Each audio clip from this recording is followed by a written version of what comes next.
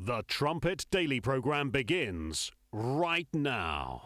Today's world news, what it means, where it's taking us. I bring you the one and only possible message of world peace. This is a message of hope, tremendous hope. And he said unto me, you must prophesy again. And now, The Trumpet Daily with Stephen Flurry. And welcome back to the Trumpet Daily Radio Show. Well, here we are. This is Election Day in the United States of America. So I think Sam is circulating a March Madness-style chart to see who's going to win what state. Of course, we'll know, I guess, tomorrow. Hopefully we will, if they don't drag it out. I guess I do have some clips, though, later from the Biden camp saying that under no circumstances will they concede tonight. So we'll see what happens. Nevertheless, we will know soon whether or not I was right with my fearless prediction. Those of you that watch this show, you know that from the very beginning, I have told you, ever since he declared his candidacy, I have told you there is no stopping Kanye West. No stopping him. So we'll see. We'll see tomorrow morning if that holds true. A couple of scriptures here to think about before we get into the news of the day. Romans 13 and verse 1, I was thinking about this one this morning, where it says, let every soul be subject unto the higher powers, for there is no power, listen to this, there is no power but of God. The powers that be are ordained of God. The Revised Standard Version says, for there is no authority except from God, and those that exist have been instituted by God. That's actually not maybe the best translation, because we know, those of us that have known the truth, that have come out of this world and into God's true church, those of us that have studied Mystery of the Ages and the incredible human potential, we obviously know and understand that God did not ordain any human government on this earth. He did not ordain the government of the United States of America.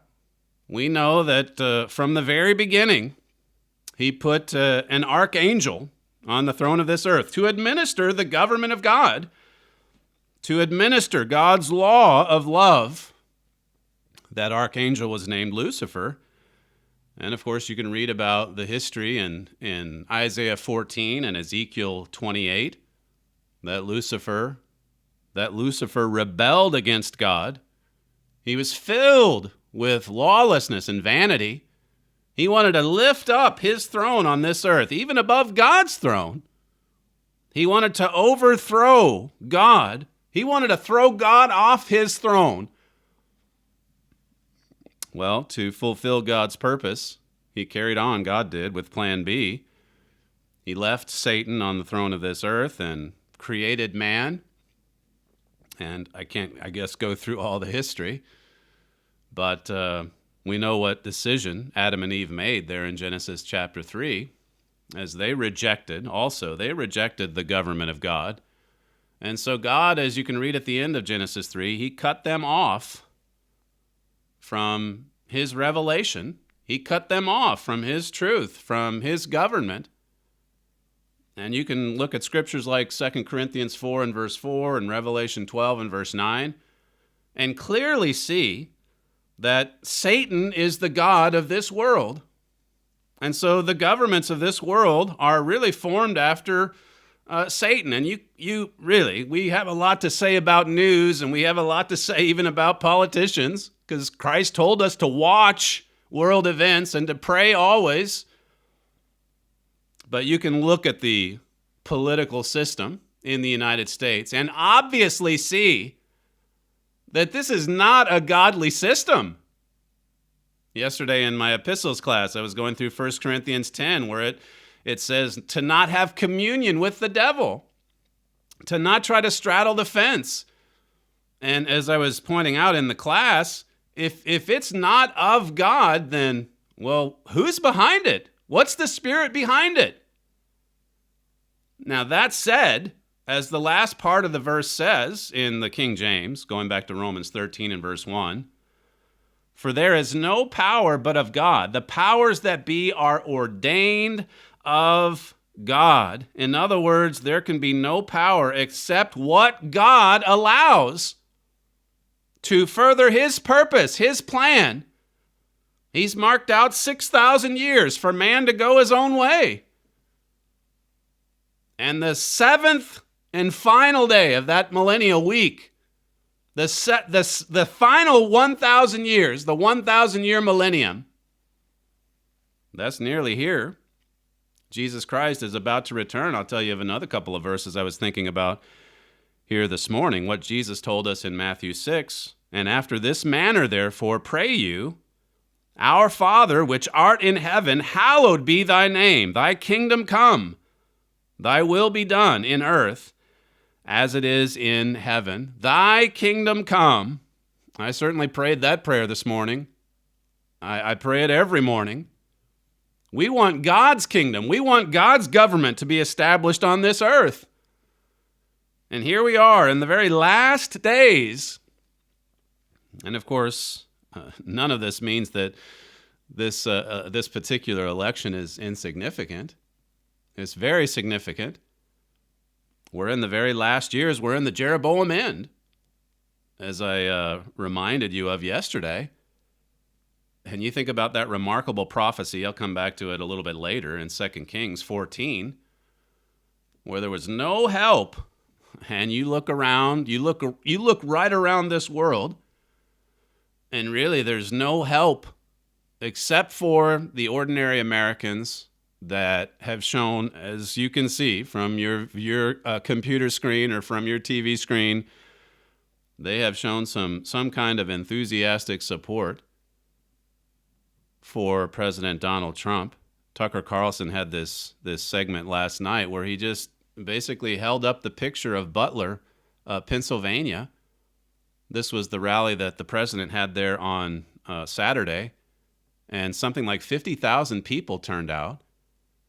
And Tucker talked about it being pretty much a suburb, I guess, of Pittsburgh, 30 or 40 minutes away, an old industrial town, and how that a lot of people have lost their jobs there, or going back to the time period before President Trump was elected in 2016, and how that these people were just largely forgotten, relics of the past pretty much, the way most presidents and politicians were viewing them. And then President Trump comes along in 2015 and 2016, and he says, no, we want to bring some of those manufacturing jobs back to Pennsylvania. And you can see their love for him because he's paid attention to them. That was on Saturday. Then yesterday, 5 more rallies that went deep into the night, as I was saying yesterday. The last one being in Grand Rapids, Michigan. That happens to be where the president finished off 4 years ago.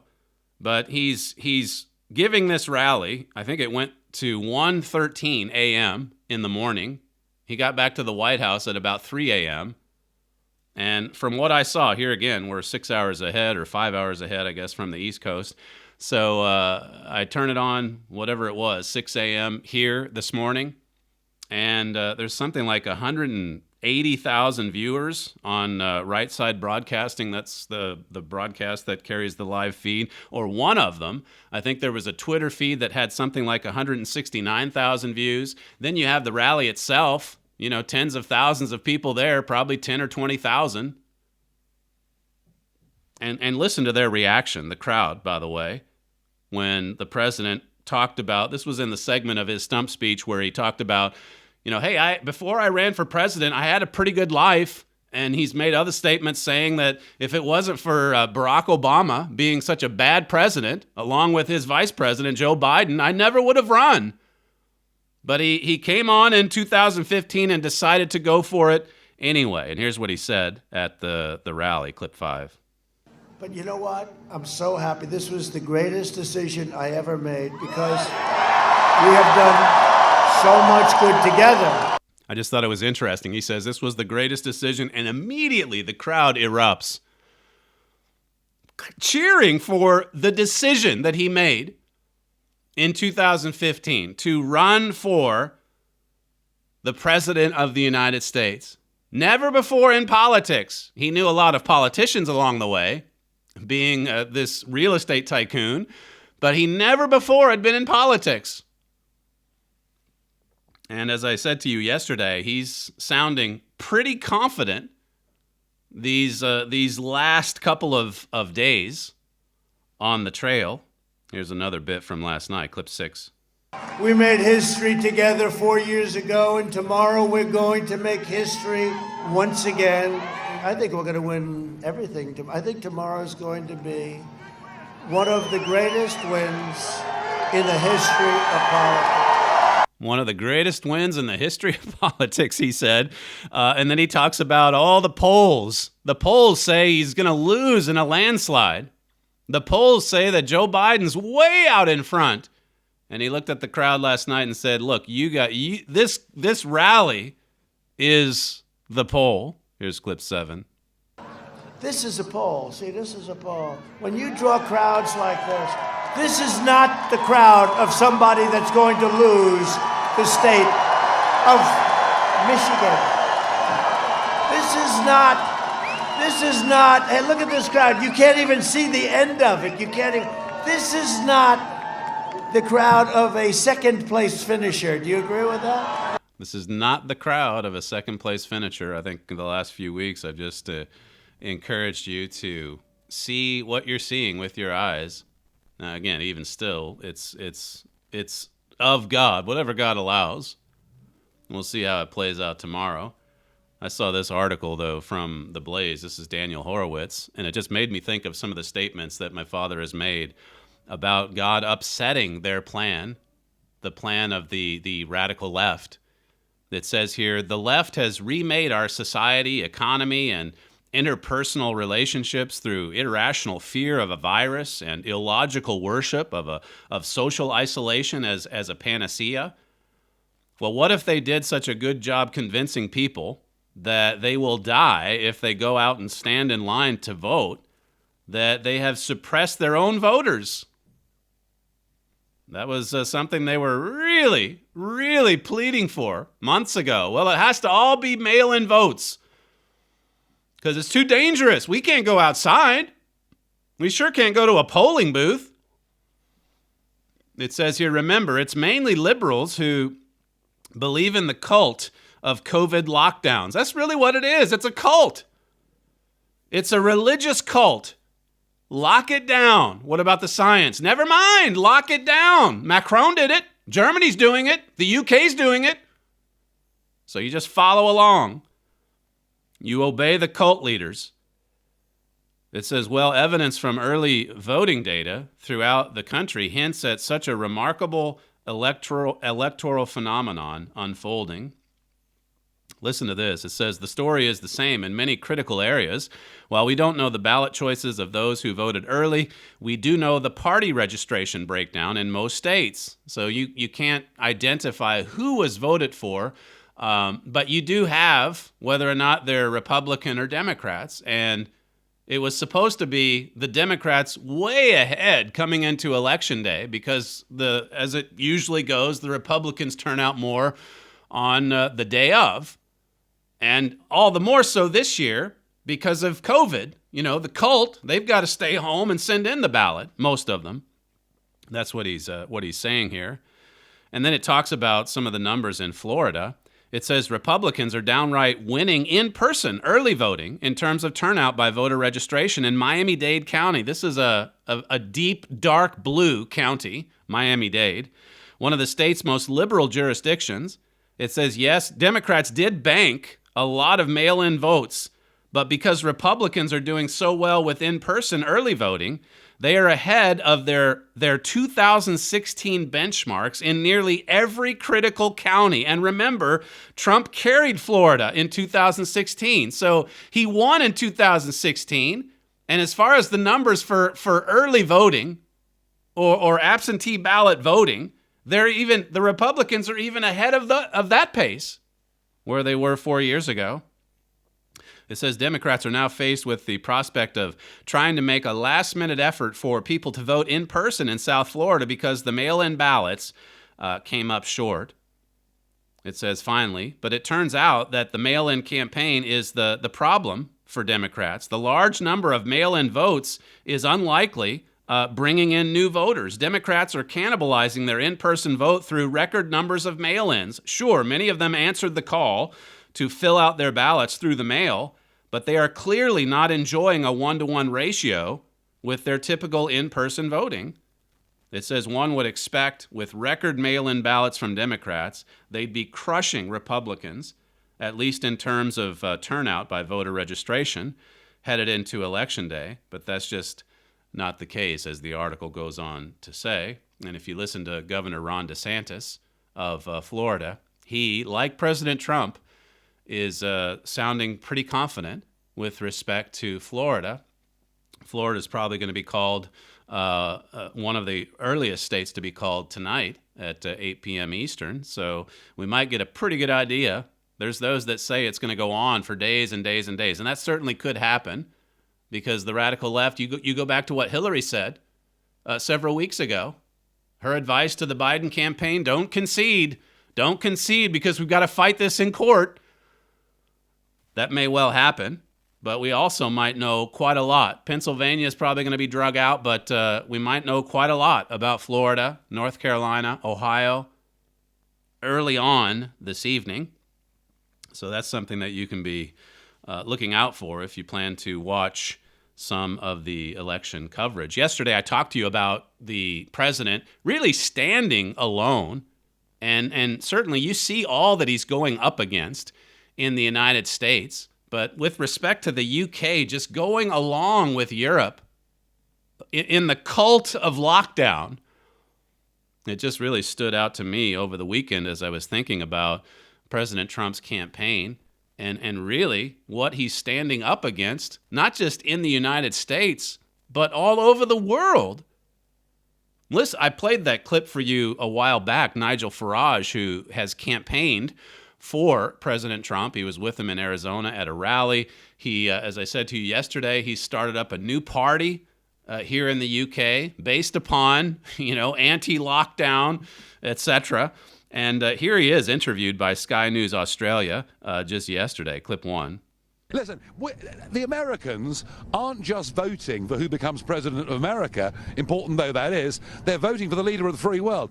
I don't see any other Western leader with the moral courage to stand up and expose what Antifa and Black Lives Matter really stand for, which is defunding the police, Marxism, the breakdown of our society.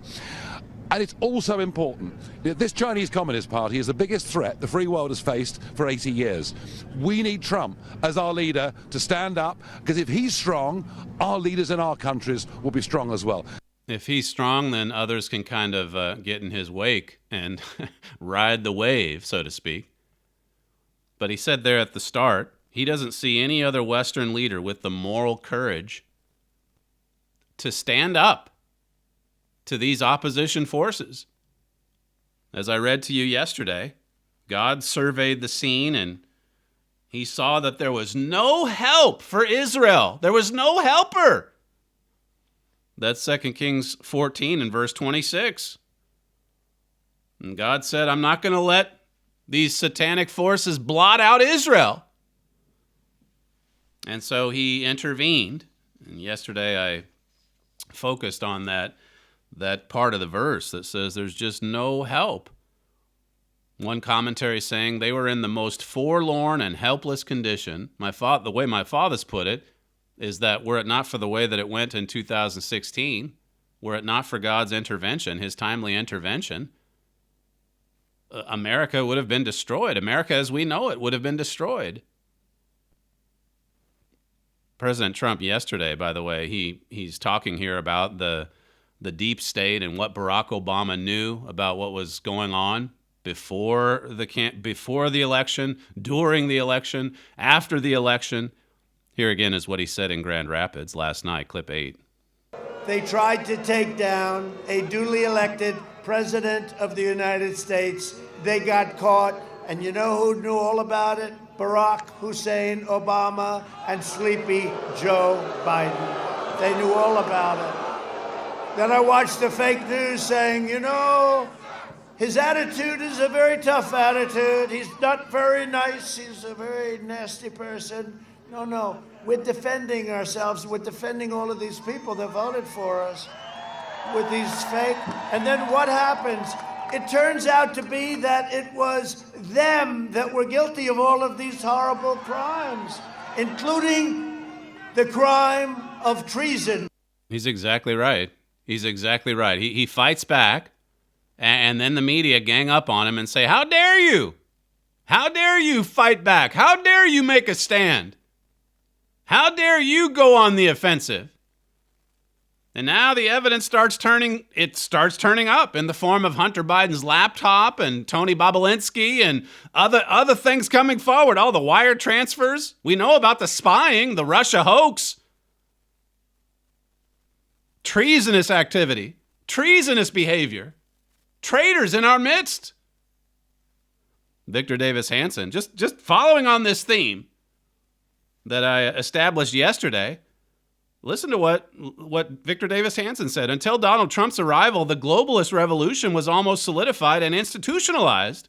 This is how close. And again, go back to the trumpet, go back to great again, go back to Saving America, all those articles and booklets by my father, and see and consider where you heard this first.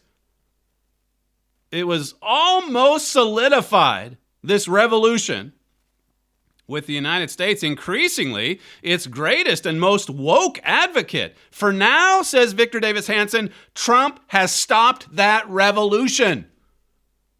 Donald Trump has put a stop to it. One man.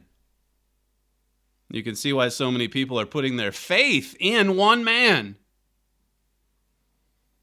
He says here, until Trump's arrival, big tech was 3/4 home on the road to 1984. 5 or 6 companies monopolized most American and indeed the world's access to use of the internet. And you look at what they're doing with the Bobulinski story. Now they're flagging President Trump's tweets. Everyone's on the side of the radical left. You've got a few exceptions in media, and that's it. That's it. It was I think it was a few days ago, I saw this clip of Don Jr. on TV, and he was talking about, I don't know if I hope I didn't say this the other day on radio, or if it was in class. I sometimes get it mixed up, but he was on the TV making the point that after the stunning victory in 2016, that President Trump actually had a majority in the House and the Senate. So it was a clean sweep. You had, or maybe it was in the Senate at that time. I forget the numbers. In any event, it was a majority. It was a majority. He had the support. Just looking at the names, Republican. But as Don Jr. brought out, so many of those Republicans, like Paul Ryan, Jeff Flake, and them, they were weak, and they wanted praise from the media. They wanted to establish a good relationship with the media. They wanted communion with the media. Well, those rhinos, as they're called, they're slowly but surely, they're being weeded out during the Trump era. And you have the Trump family leading from the front and occasionally looking back saying, we have to fight. We have to stand up to this. And when they do, they've been exposing a lot of filth, that's for sure. It says here, this is Victor Davis Hanson, until Trump's arrival, there was increasingly no border at all. 50 million foreign-born resided both illegally and legally in the U.S. Nearly 1 million annually walked northward across the border with ease and without legal sanction or invitation. For now, Trump, with his soon-to-be 400-mile wall, has beefed up ICE, and his war on sanctuary nullification zones has nearly stopped the revolution to end borders. This is Victor Davis Hanson. Here's how he concludes. Until Trump, the woke cultural wars were just about won by the elites. That's how close. Hanging by a thread. This is Victor Davis Hanson, this distinguished historian, making some of the same points that you've read. in the trumpet previous to this. What tools did Donald Trump have to wage these many counter-revolutions? The media, America's Fortune 400, academia, the great foundations, the nation's think tanks, the bipartisan government establishment, the international community, the banks, Wall Street, corporate CEOs, Silicon Valley, professional sports, the entertainment industry, Hollywood, the intelligence community, the current and retired top military brass. In fact, none of them, says Victor Davis Hanson. He had none of their support. Not one. Standing alone. Standing fast against all of these attacks, these nonstop attacks. It started before even the election in 2016. It continues through to today. And supposing he were to come away with another shocking victory today, it would continue. It would continue. It would not stop. It will not stop. Grabian had a pretty amazing montage. It goes on for a bit, but it makes a pretty powerful point. Just looking at the coverage the media gave to this man from the start of his presidency and what they've been saying all throughout these past 4 years. Here's clip 4. When he said today, America first, it was not just the racial, the Hitlerian background to it. It was an America First committee. They were infiltrated by the Nazis. Many of them were anti-Semitic, part of why they weren't alarmed by Hitler's rise in Germany. Outside of the Civil War, World War II, and including 9/11, this may be the most cataclysmic event the country's ever seen. He's just disgusting to look at. He's obese. He's one of the repulsive, physically looking human beings I've ever seen. Absolutely no morals. Who's a bully, who acts like a bigot and a racist, and is a sexist and a sexual harasser. The case for impeachment has never been stronger. The evidence never so riveting. Are you suggesting that President Trump should face impeachment? Another member of Congress wants him impeached. There's growing talk, at least, about impeachment. What is your case for impeachment? The first day of public testimony in the impeachment inquiry, opening with a bombshell. We got the bombshell. A bombshell. Bombshell. Bombshell. One bombshell after another. Bombshell after bombshell. We're bracing for potentially an explosive opening statement. Explosive week. Explosive testimony. Explosive. Truly explosive. The most explosive thing. This is a slow motion explosion. How explosive? Very explosive. And I think it will be explosive. Wow. Donald Trump feels the walls closing in. Really kind of the walls closing in on him. Walls closing in on him. The walls closing in on him. There is a non-trivial chance that if Donald Trump loses the election, he ends up living out the rest of his days in prison. But here's the question. Would you like to see President Trump in prison? Do you want to see the president in prison? Do you think Trump could end up going to jail? He could actually face jail time. Donald Trump could end up in jail. In prison. If he ends up in jail, so be it. You are pathetic. From a journalism point of view, Donald Trump is a brain-eating disease. How stupid can you be? This president has radicalized so many more people than ISIS ever did. His ignorance could pose a profound danger to every single person in this country and literally every inhabitant of the planet Earth. No, we won't call them fascist comments. Fascism, fascist. Xenophobic, racist, demagogic, sexist, autocratic. Donald Trump is a fascist. Someone like a fascist or a tyrant or an autocrat. Fascists. Hitler. Adolf Hitler. Hitler. He could well be just an empty man, an empty human being with no soul. Wow. I mean, that's just appalling. Has any politician in the history of the United States ever been treated like this by the media? I read, I'm in the part on Sandberg's biography on Lincoln, where he's just coming into office as president. And there were a lot of people that hated Lincoln back then, called him an ape and things of that nature. So there certainly has been some name calling in the history of U.S. politics. But all of these wild, outlandish comparisons, Hitler, fascism. And it's gone on for years. And it's just been nonstop.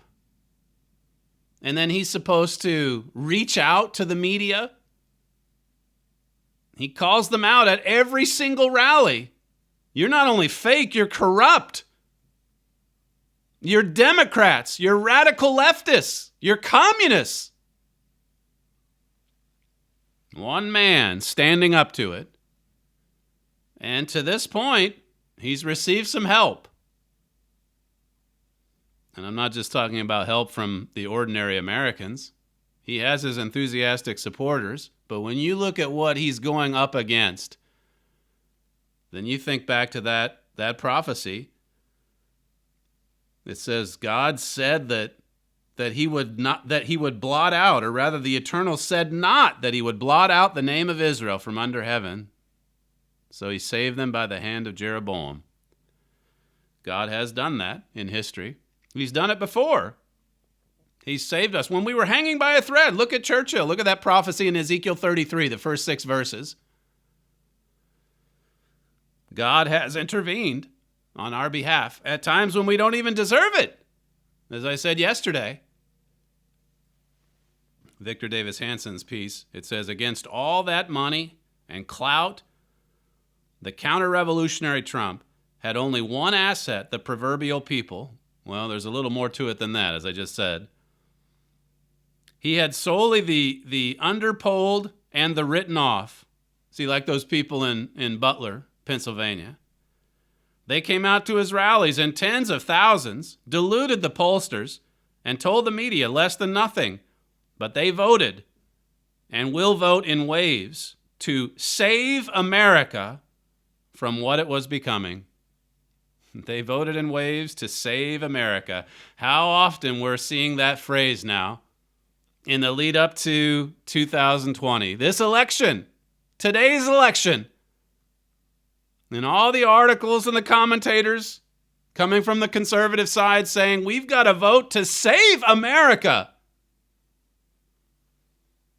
There's a piece from American Thinker, again, just to highlight what this administration has gone up against. There was the attack on General Flynn right at the outset, and this author at the American Thinker says, by destroying Flynn, the elites could scare off any potential cabinet picks from working with Trump, assuring that his administration would be hamstrung.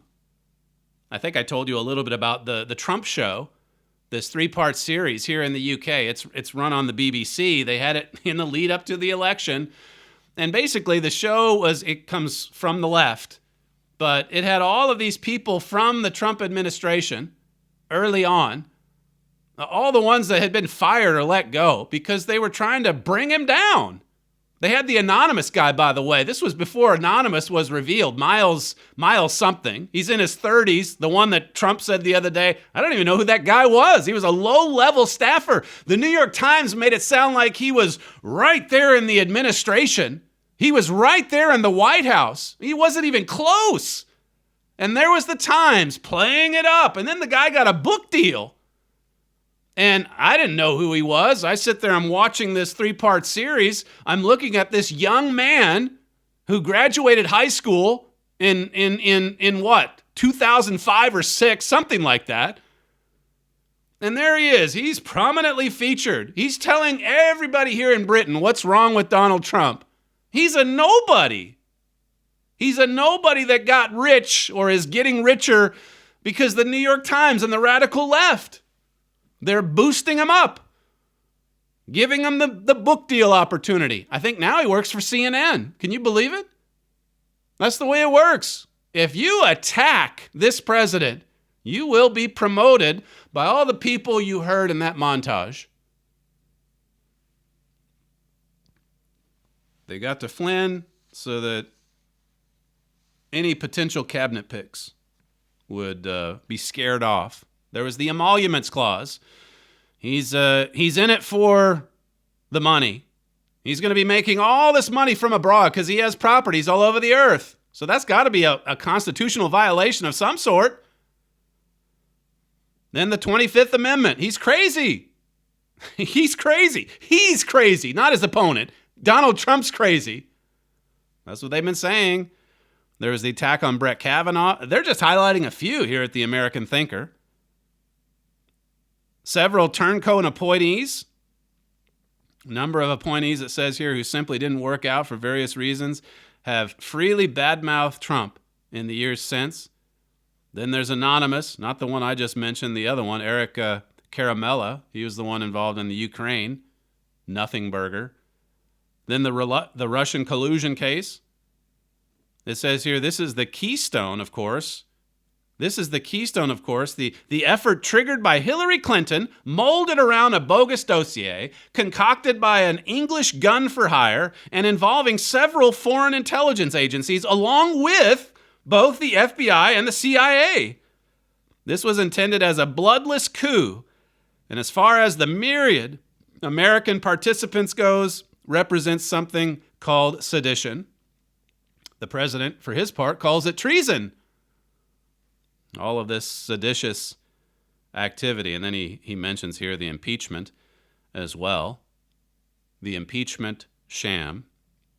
Here's the president last night in Grand Rapids talking about all of the forces arrayed against the ordinary American citizens, like the ones from Butler, Pennsylvania. Clip 9. Every corrupt force in American life that betrayed you and hurt you is supporting Joe Biden. The failed establishment that started the disastrous foreign wars that hurt our country so badly and hurt our young people so badly, they support Sleepy Joe Biden. The career politicians that offshored your industries and decimated your factories and sent your jobs away, they support Biden. The open border lobbyists that killed our fellow citizens with illegal drugs and gangs and crime, they support Biden. The far left Democrats that ruined our public schools, depleted our inner cities, defunded our police, and demeaned your sacred faith and values, they support Biden. The anti-American radicals defaming our noble history, heritage, and heroes, they support Sleepy Joe Biden. Antifa and the rioters, looters, Marxists, and left-wing extremists, they all support Biden. And that's why they're boarding up shops in Washington, D.C. and in other cities across the United States because of Antifa, the Marxists, the left-wing extremists, as he said there. They're not boarding up stores across America. I'll talk about this in the next segment. They're not boarding up stores because of Trump supporters. It's because of the looters and the rioters who are promising violence if things don't go their way. And Nigel Farage, he looks across the political landscape worldwide, or at least in the Western world, and says, I just don't see anyone else, any other Western leader with the moral courage to stand up to this, with the courage to even stand alone.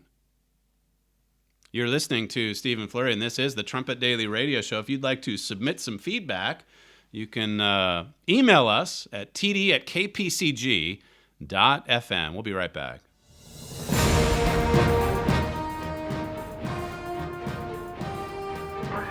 This is KPCG-FM, and this is the Trumpet Daily. Freedom is one of the most sought-after ideals in human history. Man's search for freedom has taken him into the fiercest of protests, struggles, revolutions, civil wars, and even world wars. Today, in the midst of free societies, many continue to fight for what they perceive as ever greater freedoms. And yet, many of these same people are actively fighting against law. Few people understand that this war against law actually undermines true freedom. To learn more, request Gerald Flurry's booklet, No Freedom Without Law. In this free booklet, you will see what the Bible says about the latter-day spirit of rebellion and lawlessness that is now so common in our nations today. Also request America Under Attack. In this booklet, you will learn more about the spirit behind this attack on law. You'll see where this is leading. Both booklets are offered freely at no cost or obligation to you. Request No Freedom Without Law and America Under Attack. Email your request to td@kpcg.fm or visit thetrumpet.com. From the Philadelphia Church of God campus in Edstone, England, this is the Trumpet Daily Program with Stephen Flurry. Well, if Joe Biden does not win the election today, there's going to be quite a few heads across Europe that explode. They're preparing already. The leaders in Europe, they're preparing for a Biden victory. Their only concern is, will the damage that Donald Trump has caused, like for instance to EU-US relations, can that be fixed? Or is it beyond repair? In any event, at least we get Biden. At least we get Joe Biden. Der Spiegel in Germany has this long piece on President Trump saying that there isn't even the slightest bit of evidence that Joe Biden has done anything wrong with respect to China, Ukraine, Russia. This is Der Spiegel, a German publication. The U.S. media will not look at it. They just totally blotted it out. They won't even consider it. It can't be tweeted. It cannot be circulated. And so Spiegel, they're quite happy to run with that narrative and say there's absolutely no evidence. Spiegel said that Donald Trump is a wannabe dictator. See, they're listening to the news, the montage I played in the first segment. That's all they get in Europe. They get a steady stream of that kind of corrupt coverage. If the media, right there in the United States, if they only knew and understood how much damage they're causing to their own nation, the sickness. Now we know it's prophesied. Isaiah 1 talks about the sickness being from head to toe. And even the system of politics and government, as I said at the top of the show, this is not God's system, clearly. Clearly. You know, Spiegel said that the American media is actually horribly biased for Trump. They're pro-Trump.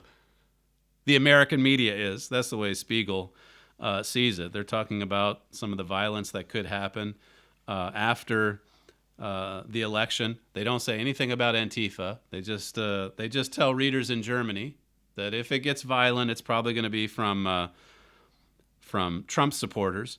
And then they say this: Trump has transformed the United States into a dangerous place. It's a dangerous place now. That's the way the radical left views this. They send out their minions to destroy cities, and then those cities start boarding up the windows, and then the very same radical left says, look at what's happening in Trump's America. You see how it works? They do all that they can to destroy the presidency, to destroy U.S. cities, and then they blame it on Donald Trump. Well, because he's the wannabe dictator. He's the Hitler. He's the tyrant. Listen to what the Biden campaign manager had to say regarding the results as they come in tonight. Clip 2. Under no scenario will Donald Trump be declared a victor on election night. And we think that that's really fundamental to how we want to approach tomorrow. Right. That's right along the lines of what Hillary suggested weeks ago. Under no circumstances are you to concede. Under no circumstances should you accept defeat with honor. No, it's going to be a fight. And even if somehow President Trump pulls it out, well, listen to what Brian Stelter said on Sunday, clip 3. If Trump squeaks out a victory, it won't change the fact that a majority of the American people strongly disapprove of him. So we still hate him, and we still have a majority on our side. That's the way they see it. And so it won't be long. If there is violence following this, you'll have the talking heads on TV justifying it, just like they did in the summer. Well, I mean, he is Hitler after all. We have to make a statement. He's leading a fascist government. He's gotten in there. He's cheated twice. So we have to resist, even if it's violent resistance. Newt Gingrich, he wrote at Fox News about how Lincoln confronted mob violence. He said there's something obscene and repulsive about American businesses having to board up store windows on the eve of an election because they know their government cannot protect them from anti-American barbarians and thugs. I mean, we've seen little glimpses of the third world in America this year. And there is something obscene about this, and how repulsive. He says there's something un-American about mobs going into neighborhoods and restaurants and intimidating innocent citizens. Gingrich says President Trump should respond to the vicious, destructive, and lawless mob precisely as President Abraham Lincoln did. And then Gingrich refers to that Lyceum address, which we've referred to quite often on this show, even this year. And what's remarkable about that speech is the fact that Lincoln gave it when he was 28 years old. And he was saying as a 28-year-old back in the 1830s that if you don't confront mob violence, if you don't confront the mob, well, that violence is going to spread like cancer. And what did we see happen over the summer? This is wisdom from a 28-year-old, not a 28-year-old from our time, but one from the 1830s. The Lyceum Address. He talked about mobs being the enemy of law-abiding citizens. Remember, we went through that speech, and Lincoln says that if the government doesn't take action, then the law-abiding citizens will end up taking matters into their own hands. And we've already seen a glimpse of that as well in Kenosha. Law-abiding citizens saying, well, if the government's not going to help, if the government's not going to protect me, that's what those people are saying. That's the statement they're making when they're boarding up the windows to their businesses. They know that the police are not going to protect their place of business. So they're taking matters into their own hands. It really is sad to see that, and we should be repulsed by it. I'm going to talk in just a moment at our forum for the young people about having the courage to confront evil. This is from the Gingrich piece. Days after the Baltimore riots against Massachusetts and Pennsylvania militia on April 19th, 1861, Lincoln replied to members of a delegation from Baltimore who insisted he should do nothing. You've got a mob uprising? Just don't do anything, they said to Lincoln. He was president by this point. They said to Lincoln, don't do anything. Give him space. Give him some space to destroy, okay? And what did Lincoln say? Well, he quotes Lincoln in this article. You gentlemen come here to me and ask for peace on any terms, and yet have no word of condemnation for those who are making war on us. What about the instigators of the violence? It says you expressed great horror of bloodshed and yet would not lay a straw in the way of those who are organizing in Virginia and elsewhere to capture this city. He said the rebels attacked Fort Sumter and your citizens attacked troops sent to the defense of the government and the lives and property in Washington. And yet you would have me break my oath and surrender the government without a blow. There is no Washington in that. There's no Jackson in that. Andrew Jackson, I presume he means. No manhood nor honor in that. That's not George Washington. Would George Washington do that? He says, keep your rowdies in Baltimore, and there will be no bloodshed. Go home and tell your people that if they will not attack us, we will not attack them. But if they do attack us, we will return it, and that severely. If they're going to come after us, then we're going to return fire. We're going on the offensive. We will attack. That's exactly what President Trump was getting at in the rally, that clip I played in the first segment. The reporters going after him saying, well, you're not being nice to the deep state. You're not being nice to John Brennan and Jim Comey. You're not being nice to Barack Obama and Joe Biden. And he says, look at what they've done to me in my presidency. Look at the nonstop attacks. How many people, how many commentators have said any other leader would have just laid down their arms by now? Any other leader would have just given up by now. That's what Nigel Farage essentially was saying. There's just no one else. No one else that's willing to stand up to the mob. Gingrich writes here, Lincoln explained the results of resisting the mob in Baltimore. And this quotes Lincoln, I distrust the wisdom, if not the sincerity of friends who would hold my hands while my enemies stabbed me. This appeal of professed friends has paralyzed me more in this struggle than any other one thing. I just couldn't understand it. Why would you come along and hold me down, even as the enemies are stabbing away? You've got to confront that evil. You've got to face it down. You've got to drive it out. And that's what Lincoln eventually did in a much broader way with the Civil War. When we come back, we'll conclude today's program with a few emails and comments that have come in the last few days. You're listening to Stephen Flurry, and this is the Trumpet Daily Radio Show. We'll be right back.